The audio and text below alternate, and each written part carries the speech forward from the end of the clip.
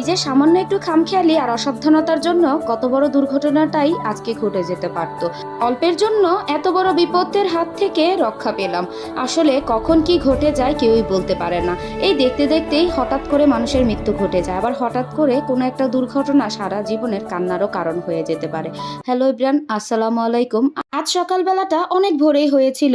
গত কয়েকদিন যাবত আম্মুর বাসায় রান্না বান্না খাওয়া দাওয়া এগুলাই তো চলতেছে। আমার বাসায় তো কোনো রান্না বান্না হচ্ছেই না।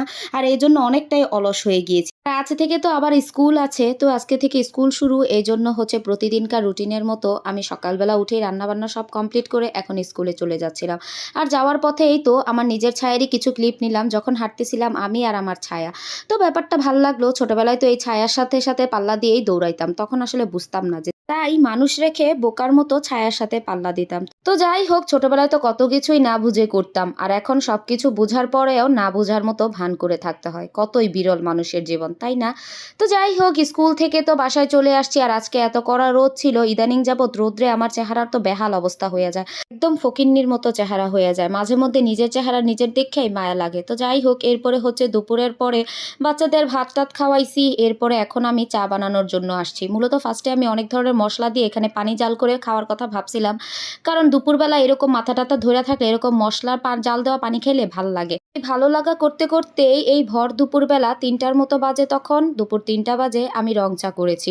মানে মশলা জাল দেওয়া পানি খাওয়ার চিন্তা ভাবনা করছিলাম, পরে এত সুন্দর রং এসেছে তো ভাবলাম যে একটু পাত্তি দিয়ে রং চাই করে খাই। আর রং চা করার পরে মনে হলো যে না, চায়ের সাথে আসলে টানা হলে ভাল লাগে না, তাও আবার টোস্ট বিস্কিট। তো টোস্ট বিস্কিট দিয়ে ভিজিয়ে চা খেতে কিন্তু অনেক মজা লাগে।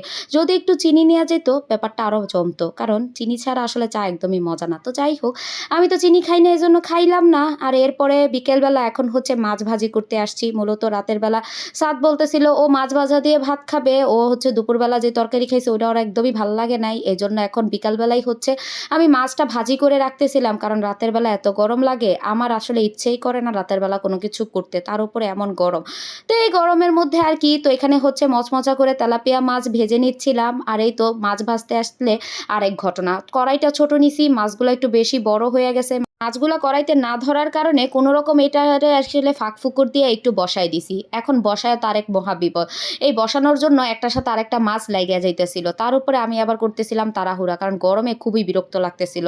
এমনি বিকেলবেলা কোনো কাজ করতে ইচ্ছে করে না। আর এই মাছটা উল্টানোর জন্য লেজটা উল্টাতে গিয়া পুরো কড়াইটা আমার পায়ের মধ্যে পড়তে নিছিল। এই গরম মাছ ভাজার তেলগুলো সব যদি আজকে আমার পায়ের মধ্যে পড়তো, তাহলে আমার আর পাটা পায়ের জায়গায় থাকতো না। আল্লাহ অনেক বড় বড় বিপদ থেকেই বাঁচাইছে। আসলে মূল ঘটনা, মাছ ভাজার সময় আমি আমার জামাই সাহেবের সাথে কথা বলতেছিলাম, তো আমি হচ্ছে আসলে খেয়াল করতে পারিনি, এই আর কি। তো যাই হোক, এরপরে হচ্ছে একটু আমি আবারও চা বানাই খাইলাম। মানে গরম পড়লে আমি যে কত কাপ চা খাই কি আর বলবো। তো আজকের মতো আমি এখান থেকেই বিদায় নিচ্ছি।